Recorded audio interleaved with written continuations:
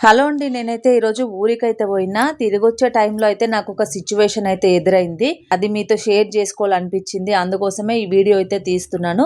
వెనక సీట్‌లో ఒక పెద్దాయన అద్దాలు పెట్టుకొని కూర్చున్నాడు గదా! ఆయన చూస్తే పెద్ద మనిషిలాగా అనిపిస్తున్నాడు గానీ, బుద్ధి మాత్రం అస్సలు బాలేదనమాట. ఎందుకంటే లేడీస్‌కి ఫ్రీ బస్సు కాబట్టి నించొనే ఉండాలి ఖచ్చితంగా. సీటు దొరికితేనే కూర్చోవాలి.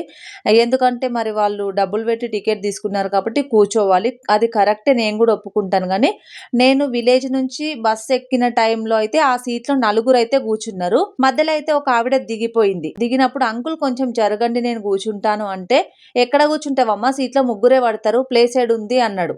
అంతకుముందు నలుగురు కూర్చున్నారు కదా అంకుల్, కొంచెం జరిగితే నేను అడ్జస్ట్ అవుతా అంటే కూడా అస్సలు కూర్చొనివ్వలేదు. ఆయన పక్కన ఇంకొక పెద్దావిడ గూడా నించుందనమాట. కొంచెం సీట్‌కు ఆనుకొని నించుంటే గూడా అసలు ఆమెను ఆనుతుంటే గూడా ఎట్లా అంటే అట్లా తిడుతుండనమాట.